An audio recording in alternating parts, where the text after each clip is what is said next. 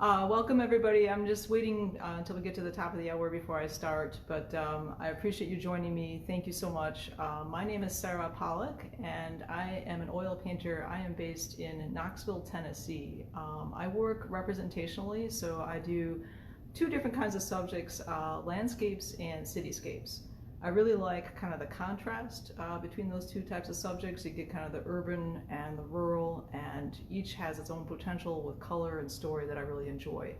So I'm going to wait just a little bit longer here before I kick off the demonstration today, but I want to encourage all of you, if you have any questions as I'm going along, I will try to check in periodically with the comments. I'm not super well versed in Facebook Live, and so just be patient with me and I'll try to get to your questions as I can, maybe take some breaks in between. But I'll wait just a bit longer until we get to the top of the hour and then we'll kick things off and get rolling.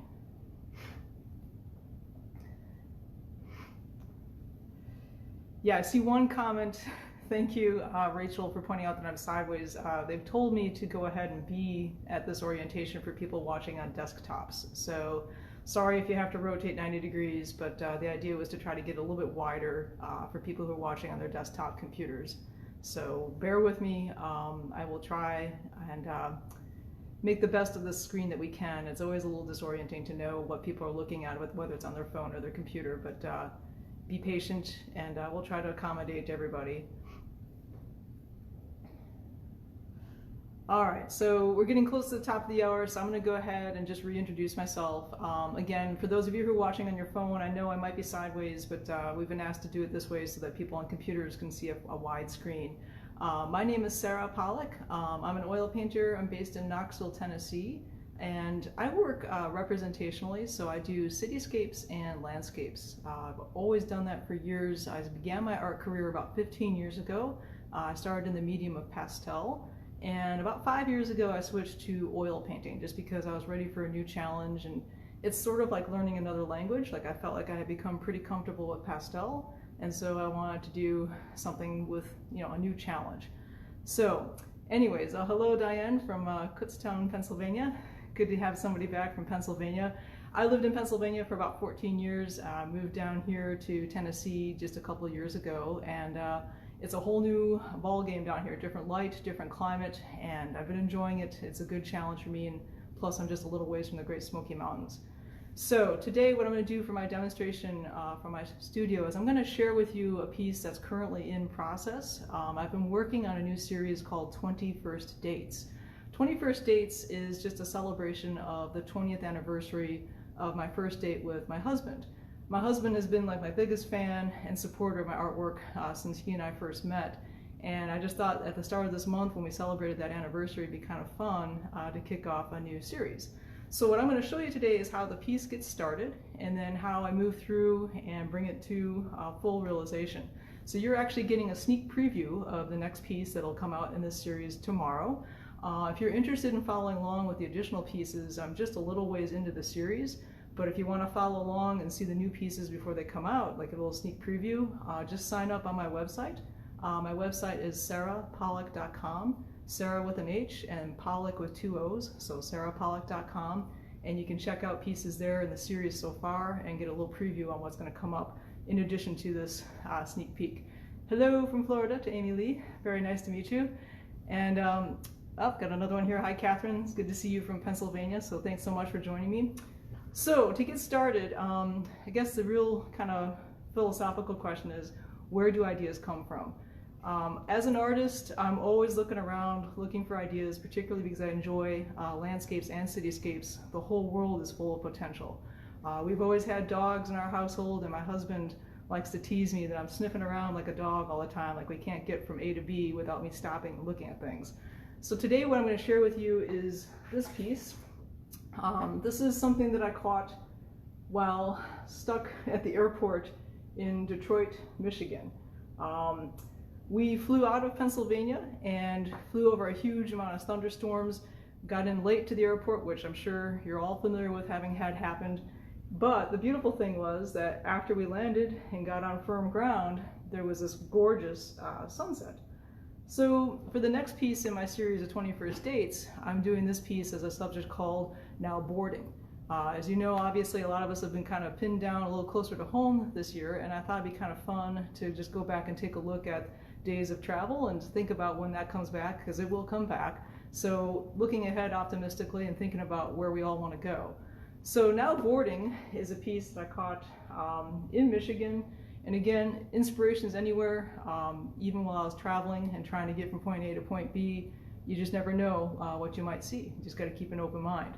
So, all right, I just got a little note here. I'm going to reorient the phone. I hope I can make this work. I thought I was supposed to get it. Let's see here. Is that better, I hope? There we go. Just got a note saying that they really want me vertical, so I'm not sure, my phone may not be playing correctly, but hopefully that works better for you all to see. So anyways, working on Now Boarding is the next piece in the series, and I'm going to show you today kind of how I get started. So the first thing is, I have a background in music, and I really like to think about things in terms of like musical metaphors. So one thing I always do when I get started with a piece is I think about the colors. Okay, somebody says the vertical's much better. Thank you, Amy. So anyways, I like to think about the colors in a piece because, you know, the world is complicated. And so if you can just kind of see colors and break things down more simply, let's take a look here. This was the first way that I got started in this piece today. Just thinking about the color scheme that I want, I kind of refer to this as a color chord. So thinking about like the lighter colors, you can kind of see that coral, and then progressing into the pink and the magenta, and then even a little bit of turquoise, and then some of the darker colors. So you're going to see these colors kind of predominate this piece. So that kind of helps me simplify, so like even if something's really complicated, I can just think about harmonizing those basic colors. And that really serves as kind of like the foundation, if you will, or the structure of a piece as I go ahead and dive into the details. So the next thing I want to show to you is some of the surfaces that I work on. So just pardon me for a moment here, and I'm going to grab an example of one of my surfaces. So this is one of my favorite surfaces. It's just a plain old white panel. These are pretty hard and they're very durable. And in fact, the piece I'm going to show you today, this is very much the same surface that I work on. When I go out and plein air paint, like do my landscapes in the field, I will grab a smaller thing, very similar to this. Let me grab, here it is. Also a panel. This is a recent landscape, and when I go out in the field and work out there, I usually work a little bit smaller so that I don't have to try to grab quite so much information and get so much done in a short amount of time. This is also just like a really hard panel, works really well, very portable.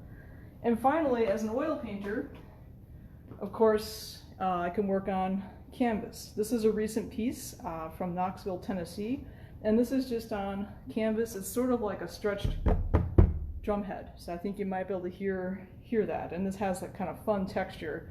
In this particular piece, what I did was I just went ahead and tinted the whole thing that hot pink, and then did the painting over top. This is a street scene from here in Knoxville, Tennessee. So a variety of surfaces to work on, and today the piece I'm going to share with you is on panel. As I mentioned, it starts out with a simplified color chord, and then what I do is after I have those first colors, I just do kind of a quick sketch.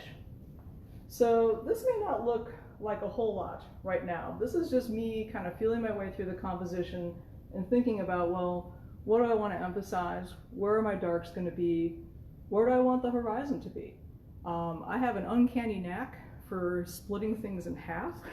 I have to kind of remind myself to put a horizon either above or below the midpoint. It's never really good to just bisect things.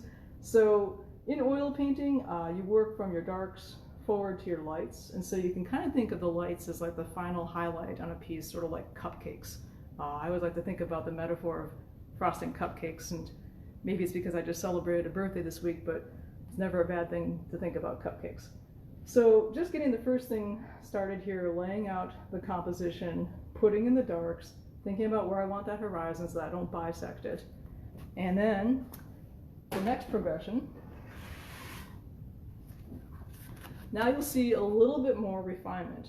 And by the way, I showed you some of the surfaces that I like to work on. This is just paper. You can actually get paper that's made to take oil painting, and it's a great way to just go ahead and work out ideas, very non-committal, and I like that because sometimes when you're invested heavily in materials, like it puts a little bit more pressure on you, but with the paper, there's nothing to lose. You can just go ahead and gamble and have fun and be a little bit looser. And what you'll see in this now is that there's a little bit more detail. So I've got more detail of that regional jet, and then a little bit more refinement in the clouds, the tailpiece of the other jet, and as we come back, even some markings on the asphalt, the tarmac there. So I use these as a way to kind of work out things before I get into the final iteration, if you will, of the piece. In this instance, with this piece, I am kind of sticking to the piece as it was. I'll just show you again, I think I've got it here, the reference photo. I didn't really need to do a whole lot with this. Sometimes when I find subjects, I might move people around, like within a cityscape, or I might kind of enhance the colors in some of my landscapes. This one, I was just happy with it as it was, and so I didn't have to do a whole lot. But I'll show you another example. Sometimes I like to work out ideas just using a good old-fashioned sketchbook. So take a pen to paper and just doodle.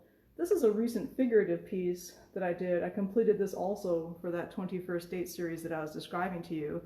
And this is just kind of fun. You can take this like to the doctor's office or wherever if you're killing time and just work out ideas this way.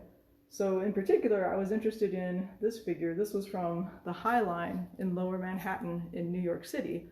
I happened to catch this young woman on a beautiful winter's day, and I was just really interested in her form. So I'll show you that piece. And this recently found a home with a client there in Philadelphia, and this became the final piece on canvas. And so you can see how just that little thumbnail sketch in black and white. Hi Florence, hello from Center City. So yes, so this became the finished piece. And in this instance, I was just interested in that figure I should say, and the abstract kind of design of the shadows and the shapes around here, looking down from the High Line, so a little bit elevated perspective. And again, this piece just found a new home this week, so I'm excited about that. I like this work quite a bit. So without further ado, let me give you a little tour around my palette. You can take a look and see how I work here. And hopefully you can see this reasonably well. So this is my palette, and this is where I spend most of my day working. I work with primary colors of red, yellow, and then blue. Try to get that here so you can see.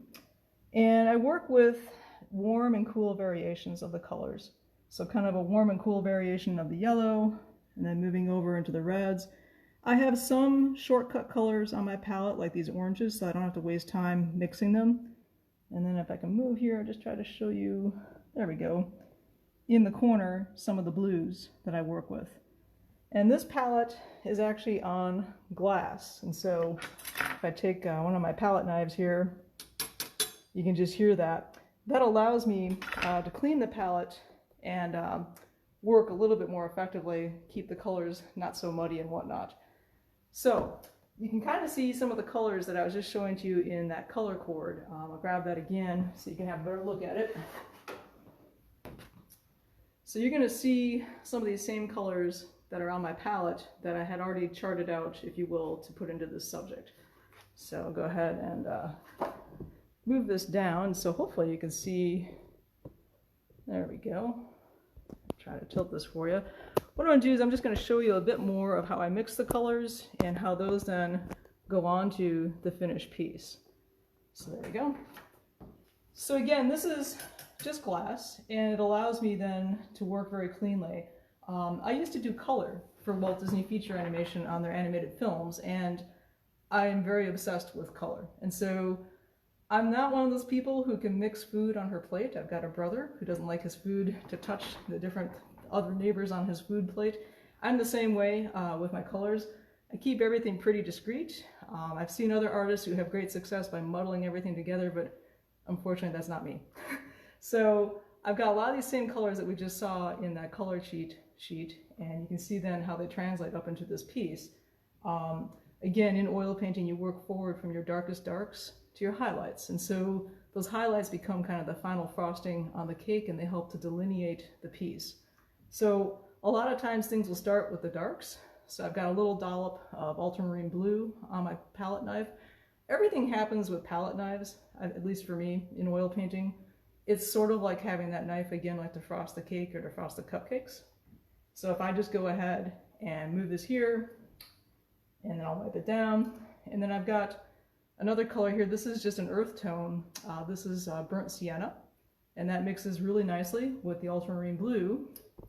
And I can kind of show you here, come in close, and it gives just a very nice dark. I never use black. Some artists have really good success with that, but black oftentimes ends up being the manufacturer's, I don't know, like throwaway color, I guess. I don't know if I should say that, but you never really know what you're getting in a tube of black. I know some artists who have great success working with black from manufacturers. They just mix in some yellow, and believe it or not, it gives like really great natural greens for green trees, which might not be something you'd ever expect. But anyways, I like to start with these darker colors and just mix them myself. There are other combinations where you can take some of the reds that I have here in the corner and then mix them in with some green colors as well. And that'll also give some really interesting darks. So to start with, doing this, and then eventually once I get it well mixed, it'll go up onto the composition. So I'm going to go ahead and just put this back up here so you can see. Does anybody have any questions at this point? Because definitely we'll respond to questions as they come in if you have anything. And let me just get this here. I don't want to have a catastrophe where the whole tripod falls over. But all right, so what kind of brushes do I work with? I keep trying to cajole myself to work with the biggest brush possible. My natural tendency, and maybe it has to get back to when I don't like my paints to touch one another, but my natural tendency is to work with little things. And I've really had to, over the years, kind of force myself to go a little bit bigger. In recent years, I've actually even resorted to just using house painting brushes, because sometimes if you just got to block something in quickly, they work really well. So what I like to do is I like to work with a variety of brushes. These are all known as flats, and that's just because of the shape. They're just real square like that. You can get different types of brushes. This, as you might guess by the name, this is called a fan brush.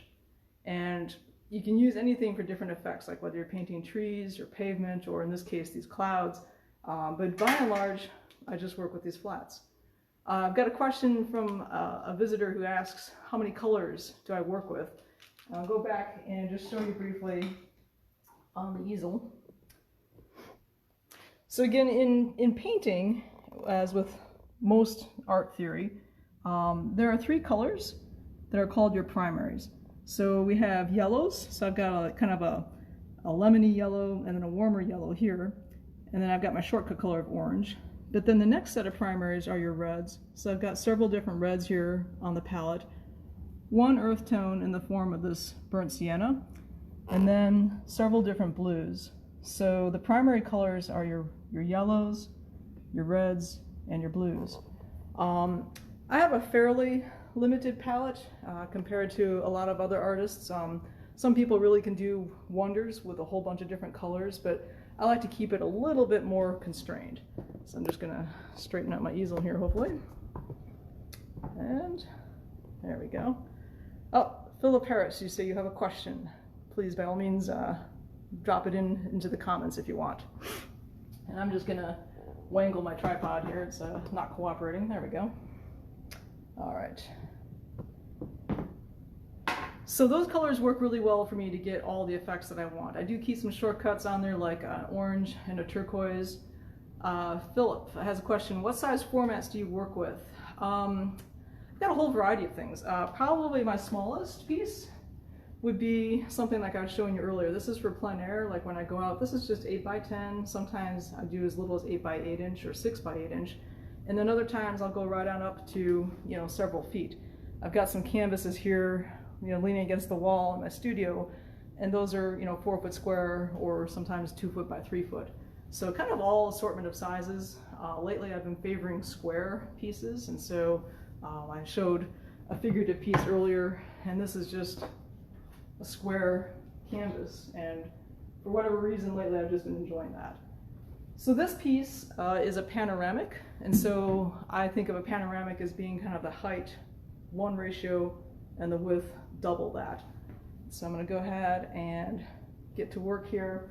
And again, this is called Now Boarding, and this is a new piece in my 21st Dates series. And so you're getting a sneak preview of this. I'll release this to people on my collector list tomorrow. You're welcome to sign up, and if you sign up, you'll get a discount, a 20% discount on all the pieces in this series. And this will continue into early November, so I'll be adding a new piece twice a week. And it's just in celebration of my first date with my husband back 20 years ago in this month of September. So I will go ahead and get to work here. So I'm grabbing one of my flat brushes, and what I need to do at this point in this piece is I just need to go ahead and finish the foreground. And right now, overall the piece is a little too dark because I'm still working forward to my highlights. And so I'm still working on getting some of the foreground in place. And I've just got kind of a dark blue-gray color here, and I'm just using that to block in around the airplane. Eventually, I'll be going in and putting in highlights to delineate the airplane from the background. I spent a lot of time in the preceding days before you and I met today putting in the clouds. Although I just work with these flat brushes, I try to put different movement into my pieces. The tendency with a flat brush like this is to have things go pretty square and pretty rigid, and I'm trying to get some movement into the clouds just to kind of celebrate, you know, what drew me to the subject to begin with. Another one of my favorite painting tools is my palette knife. Now, you've already seen how I use that on the palette, obviously, to mix colors and whatnot, but I also like to pick up color like this, just put that right on the edge of the palette knife, and then bring that into a subject like this. And so you can see how that pink from the palette can go right into a piece like this, and you just kind of chip it in. Again, I go back to that metaphor, but just like frosting a cake. And this is one of my favorite new little tools here. This is a fairly wide brush. The brushes I work with are generally all synthetic bristle. They just clean up a little bit more easily, and they allow me to kind of get paint on a little bit more quickly. So I'm going to grab some dark again and just put on this fat little guy and go ahead and start working in the color on this piece. Does anybody have any questions? Because I'll go ahead and continue doing some painting, but if you have any questions about materials or what motivates me, anything like that, I'm open to your questions. But I'm just going to go ahead and keep blocking this in. And using a bigger brush like this, like you would think it'd be fairly self-evident, but I've realized that actually I can get more done more quickly. So it's taken me several years to figure that out, but getting there. And I'm just going to go ahead and put this in. One of the tricky things with a subject like this is that because the tarmac is a fairly substantial portion of the composition, one of the traps you can fall into is that the whole thing becomes monochromatic. And so what I like to do is make sure that I mix some variety in. So I'm just going to grab a little bit lighter color of that blue-gray, different brush, and you can kind of see that color on here. And then you can see then how that comes up into the piece. Now this may look kind of abrupt right now, but eventually I can get it to blend in and just kind of sit down on the piece. But it's just kind of fun to just mix things up, because otherwise you fall into that trap of everything kind of looks the same. Looks like there's a question. Question is, do you have to let the paint dry before you add more on top? No, you don't have to. Some people will work and let things set aside and dry. Usually it takes a few days for an oil painting to kind of set up, depending upon the mediums that you're adding. Then you can go back over the top and have some kind of fun effects with the texture.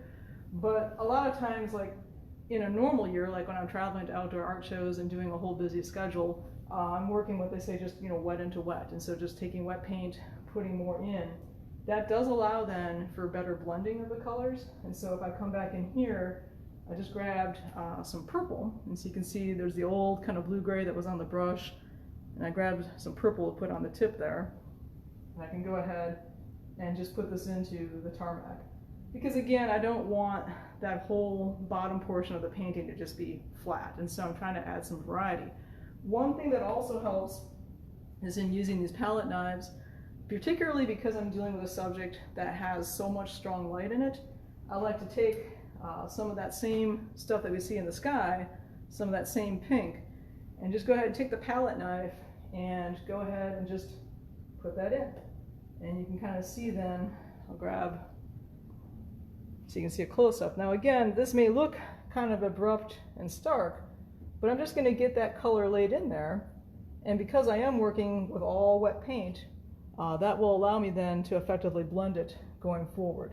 And I can actually just take the knife here, just like, again, like I'm frosting a cake, and work that across to soften it and get it to blend in. And so that just adds more interest then, so that the whole bottom half of the composition doesn't fall flat. And in fact, I can even take one of my broader brushes here, which I've already got colored with some pink, and I'm going to go ahead and just grab some of the pink here from my palette. Hopefully you can see that. And there's actually a little bit of pink up into the airplane on the fuselage. There's all sorts of like play of light with that reflective surface, and so that will go onto the plane as well, and even a little bit into the nose piece eventually. So you can start to see it's almost like putting the makeup, if you will, on the airplane. I don't know if anybody's ever talked about putting makeup on an airplane before, but it's kind of like that. And that'll help move some of this color around through the composition and just, as I say, like kind of stitch or knit everything together. So again, I'll just show you for anybody who's joining in late, I'll put this back and reintroduce myself. I am Sarah Pollock. I'm an oil painter in Knoxville, Tennessee. This is my home studio where I work, and today I'm showing you a piece that I'm doing from the Detroit airport. This is from a couple years ago. I got this resource material. It was this photo, and you can kind of see even here in the photo some of the pink on the tarmac. There's actually a lot more color out there in the world than we might first assume. Like sometimes when we think about this, we just think of pavement as being gray or something like that. So there's actually quite a bit more going on. What I'm going to do next is I'm going to grab another one of these flat brushes, and I'm going to go ahead and just keep working in some of the nose piece of the airplane, because right now, as I said, overall the whole piece is a little too dark. I've still got to work forward to my highlights, so I'm just going to start working this in. And then of course we've got the windshield, if you will, on the piece. So I'll go ahead and just get that little highlight in on the front of the airplane. So does anybody have any questions as I'm working away here? Happy to answer your questions. I'll go ahead and just put this back on the tripod here. See if I can get this steady. Don't want the tripod to fall over. There we go. Any questions about what you've seen so far, or any bigger questions about the work that I do, please by all means just pop them into the comment bar. But I'm going to go ahead and just keep working here. Right now I'm just interested in getting a little bit more highlight on the front part of the airplane. And everything that I do with painting is kind of give and take. And so as I put things in, I have to also probably go back and just put things back around. So to get this detail around the front nose of the airplane, I'm going to go back around with a smaller brush and just hit some refinement. And so you can kind of see, again, just putting a darker color on here to highlight. Try to get this in front of the camera. There we go. And put that in just as a little refinement so you can still see the detail of the front nose of the airplane. Question, do you use other people's photos for your source material or just your own? I just use my own. I like to have direct first-hand experience with a subject. That's really important for me, because if I wasn't there, or if I didn't see something, it's harder for me then to interpret it into a piece. Question, what was it that drew you to this resource image, and what do you consider to be the subject of your painting? Yes, the reason for being. I just really liked the colors in this sky.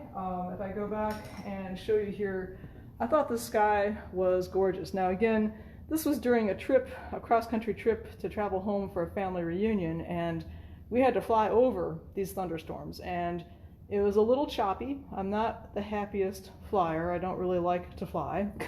But once we got on the ground, I was just, really grateful to be there safely and really enjoyed the color. So for me, maybe it's less about like the literal subject of the airplane and just more about kind of having an excuse to play with these colors. And so I can come back in, for example, here with a flat brush and just start blending some of these sunset colors in. I'm going to go ahead and pick up some of this darker color here on my palette. And again, I just mix this by moving together ultramarine blue and burnt sienna to get kind of a dark. I don't really have to use black from a tube. And go ahead and put this in here to start blending in some of these colors. And that's really what it's about. Like, I just kind of feel my way through a piece. A lot of times that motivation just comes from the colors. Another question, do you use additives to the paint? Very, very rarely. As I mentioned when I introduced myself to you today, I've been painting for 15 years, and I began my career in pastel, which are just soft sticks of pigment. They're just dried sticks of pigment. And I changed about 5 years ago to oil painting. I just wanted a new challenge. And when I did, I went out and bought all sorts of materials and thought, okay, I'm going to need this, that, and the other thing, and oh, I can use this oil, or oh, I can use this solution. Don't really need to use additives. What I find is that they can really change the behavior of the paint. Sometimes you do want things to dry faster, but sometimes like that just kind of messes you up, and sometimes they even interact differently with the pigment depending on the color that you're using. So I don't really use additives at all. So I keep this, my whole palette, like I said, it's on glass, and I actually have a lid that goes over the palette in between uses. Some artists, to keep their paints from drying out, some artists will actually take their whole paint palette and put it in the freezer. So they'll actually take all their paints that they've got that they're working with and put it in their home refrigerator, like in the freezer, and then that'll keep things from drying out. I just put a lid over this. I have a custom like plastic lid that I put over this, and then because I live in the rainforest of East Tennessee, I don't really have an issue with things drying out too fast, but that might be one occasion to put an additive in. So I'm going to go ahead and turn back to the piece. And again, I'm really trying to force myself, like even though there are some finer details in this piece, I am trying to force myself to use bigger brushes. It just gives me better continuity with the color and the brush making, or the mark making, I should say. So I'm going to grab just kind of a mid-tone gray and go ahead, and I'll come back over here to the nose piece. I have a tendency to kind of hop around in a painting, and so I kind of jump around from point to point, but I'm going to try to stay focused on the main star of the composition here, which is this airplane. And I'm going to start to get in some of the partitions for the windshield. And I can just do the finer detail by taking the brush and rotating it 90 degrees. And there we go. And it's just a constant refinement. Because I am working with paints that are all wet, what's on there is wet, what I'm putting on is still wet. Sometimes things can get a little gooey, a little bit messed up. So you just go back in, and if you need to, you make touch-ups with additional colors to kind of put things back as they were. But I'm going to grab a little bit lighter color here on my palette, a little bit lighter gray, and then bring that up to get some of the highlight into the front of the airplane. And bring that down into the nose as well. Does anybody have any questions as I'm working? I'm happy to answer any questions about materials or technique or motivation or other questions. Otherwise, I'm just going to keep getting the refinement into the airplane here. There we go. And then you can see how by working with the paints while they're still wet, it does actually help quite a bit with blending. And with a rounded surface like this, that blending or that transition of the shape is really important. I can actually go over here and just grab a little bit of this pink that I put in earlier and start to pull some of that out a little bit. And that helps kind of blend. And it'll soften it a bit, but that's okay because I can just go back to my original pink brush, pick up some more pink on here, and put that back into the tip of the front of the airplane if I want. So again, it's kind of a push-pull, give and take, and particularly when you're working with materials like this where everything's still wet, You just kind of find the right balance. So another question has come in asking, do I only work on one painting at a time? It depends. A lot of times I'll kind of go between paintings, but I only have one palette, and so when I mix up colors and I'm kind of committed to a subject, I try to see it through and finish with the colors that I have on hand. Similar question, Sheila's asking, how many paintings do you typically work on at a time? Usually just a couple at a time. If I get stuck on something, I'll actually like take it off my easel, turn it around, and as I say, put it in timeout. So I like face it away from me and maybe stick it in a closet if I'm feeling really frustrated. But it's just sometimes important to get something out of your field of view so you can think about it and maybe kind of come back to it with fresh eyes. So having a couple of pieces that you work between is helpful. And I'm going to go ahead and just move down here so you can see a little bit more. So again, I'm just going to grab one of these brushes. This is my quote-unquote pink brush, if you will. And I'm just going to grab a fairly saturated pink. It's right there on the tip. And here we go. And go ahead and just get more of these colors into the base tarmac. And one question comes in from Catherine asking, do you have a preference for working large or small? I like them both, but for different reasons. When I go out and work plein air, like I do landscapes out in the field in my outdoor office, I like to work a little bit smaller because then I can just capture what's in front of me and I don't have all that pressure to try to do something huge. But in my studio, I'm finding lately that I do like to work a little bit bigger. That's part of why a few years ago I decided to make a change from pastel into oil painting, because I can actually work a little bit bigger, and I love that. It's just a little bit more freeing. Sometimes working small can be a little bit too constraining. And one thing that's important with oil painting too that I've learned just over years of practice now is just to change the direction of the brush. And so I like these flats, but I do also like to just kind of take and change that direction. Now again, that might seem really abrupt and kind of stark, but I kind of like it. It's kind of splashy. So I'm just going to leave that there for now, and eventually I can blend that in. But what I'm interested in is we've got the sun kind of right there peeking out from behind the cloud, and I want that most intense color compositionally. I want that right underneath that point, because believe it or not, even though the tarmac was dry in this instance, there is a lot of color being reflected down into it. And so to draw the eye between my focal point here, that contrast with the sun, I'm just going to go ahead and have fun with the color down here in the bottom. And then to balance that, I'm going to grab this other brush here, and this is more what I've been using for kind of the gray on the tarmac. And I'm just going to grab some of that color, which is over here on my palette. Hopefully you can see that. And maybe go just a little bit darker over here on the other end of the palette. I'm not always super organized with how I lay out the colors, but you just grab things as you can. It's sort of like a stream of consciousness. And go ahead here and try to set this tripod down so you can see. And just start to blend some of that in. So that'll take some of that pink that was initially kind of abrupt and just soften it a little bit. The beautiful thing about working with oils is that they do really lend themselves to great transitions. So it's pretty easy to do rounded forms like the front of the airplane here, or to just come in and blend things like even when they're kind of disparate colors and just get a good blended transition. And one of my favorite colors also is purple. When in doubt, the world is purple. I can even pick up some purple on the tip of my brush and work that in here in the corner and just start to add a little bit more interest to the tarmac.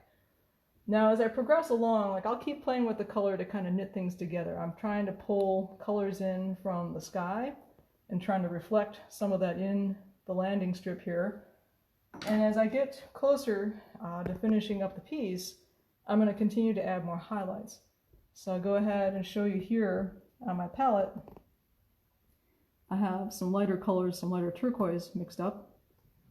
And I'll just go ahead and pick up some of that. You can see it on the brush. And then that would translate then up into here onto the front of the airplane.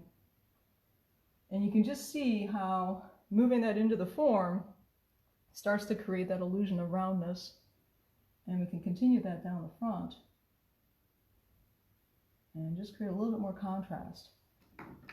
I lost a little bit of detail below the window, so I'm just going to grab a darker color here on a smaller brush and just come back in and replace that, if you will, and put in a little bit more dark here on the windshield. And I also like to just take little unexpected touches of color, like here's some turquoise, and that makes a great color. I like to use this on car windshields and whatnot when I'm working on my cityscapes. And just go ahead and put that in so that the whole thing doesn't read just black and white, but just kind of put in a little hint and interest of color on the front of the airplane. And again, for those of you who are just joining in, this is a piece called Now Boarding, and this is part of my 21st dates. I'm celebrating a series of new work to celebrate the first anniversary of my date with my husband. And so this will come out to my clients publicly tomorrow. If you're interested, you can join on my mail list, sarahpollock.com. Just sign up through my website, and then that way you can see new pieces as they come out in the series. It'll run into early November. Question. What are your thoughts about the Rittenhouse Art Show, and do you participate in other shows in Tennessee, the North Carolina region? I love the Rittenhouse Square Fine Art Show in Philadelphia. I've been doing it for many years. I used to live in Pennsylvania, and so it was definitely one of my favorite shows to do early on in my career. And I will be doing more shows here in the Southeast as I get to know the area a little bit better, but obviously, because this has been such an unusual year, I haven't been able to do as many shows as I might typically do, but definitely looking forward to getting to know the Southeast a bit more. So I'm going to go ahead and keep painting along here for a few more minutes, but does anybody else have any additional questions? Because I'm happy to answer anything about materials, technique, anything that I do is fair game. Oh, question. When you work in your studio or on plein air, do you listen to music or anything else? Yes, I do. I'm a voracious consumer of audio content. When I was a young child, I used to listen to my grade school teachers read books to us, like during recess. Like we would come in from recess on a cold winter's day in Wisconsin, and in order to get us to all kind of calm down and settle down, the teacher would read to us. And so I used to draw and just kind of listen along to the book that was being read to us. And it's helped me now as an adult when I'm working on my painting to go ahead and be able to listen to stuff. I listen to music, all sorts of music. I listen to audiobooks, I listen to podcasts. Probably the thing I listen to the most is just, public radio programming during the day, because they usually have interesting interviews with authors and other musicians, and I find it kind of fun to just listen to what other creative people are doing in their lives. So here I'm just going to refine the horizon a little bit. There's a distant tree line, and I'm trying to add some more interest to it. I got the color of the tarmac up a little too high into the green line of trees. So I'm just going to grab a small brush with some dark green and go ahead and just put that back in and use that, bring that all the way over to the end of the airplane here, just to kind of firm up that transition between the front nose of the airplane and the horizon. And even though this is just a distant line of trees, one thing that's really important is to take other colors again and go ahead and mix them in. So perhaps somewhat unexpectedly, I would grab some of this magenta and just use that to put in on the trees to soften things a little bit. And that also, again, that same color picks up on some of what we're seeing in the sky. This sky and any background like it set the whole key for a painting. And so it's really important to make sure that that resonates throughout the composition. It wouldn't really make any sense at this point for me to pick up like a lime green and put that in. So I'm just trying to bring everything together, so picking up some more of these warm colors and working that in just to make the tree line kind of sit down in the distance. And it's always that give and take. So as I finish the top edge of the tree line, if it starts to get a little too high into the clouds, I'll just go grab some of that grayish cloud color and come back in and just kind of knock it down, soften it. Things in the distance are always going to be a little bit softer. Try to keep the harder edge things for up front. And in fact, the harder edge things will actually use more of the highlights. So go ahead and grab some highlight color and come in here again, and I can kind of push this a little bit more now. I've got enough light coming from the sky, like I kind of know the relationship that I want to have with the highlight on the front of the airplane to the sky. So I can push that a little bit more now and just kind of get that rounded form. And so you start to see then how that takes shape. And it's just kind of fun. I mean, it's always a process of kind of pulling and pushing, give and take, but even picking up, again, some more unexpected colors, like I put some purple on my brush there, and I might want to just drop a little bit of that in. Oops, a little too light. That's okay, we can adjust. Get a little bit more dark, and just drop that in underneath on the airplane. That way, the airplane isn't just kind of monochromatic. Like that way it has more interest, and that's kind of fun. Does anybody have any additional questions? I'm happy to share any information I can with you.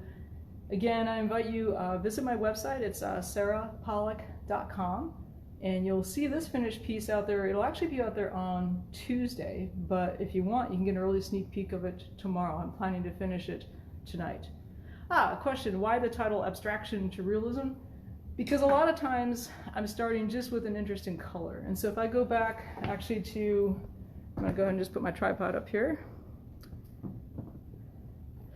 If I go back to the first study, it's just kind of blobular and doesn't really look like a whole lot. I'm always concerned about the color. And so I just put this stuff down, think about where my lights are, where my darks are, and then start to refine. And to look at this initially, you might think, well, I don't really see a whole lot. It's fairly recognizable today because we already know it's a couple of airplanes sitting on the runway. But in many instances, I might tone an entire canvas with like a bright pink, such as I did here.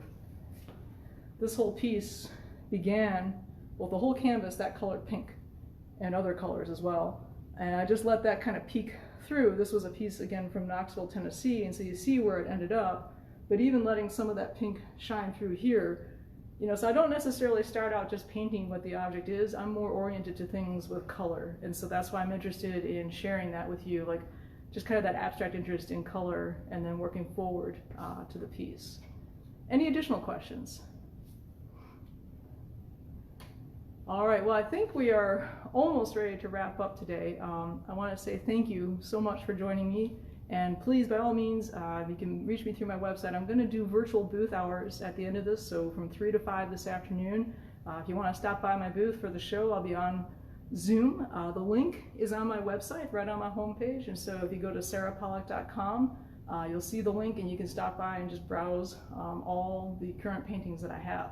So by all means, starting at 3 in just about 15 minutes, stop on by, answer any questions you have. We can do that by Zoom. It's a little bit easier. We can actually talk back and forth. So thank you very much, and please everybody be well and be safe, and I appreciate your interest in my artwork.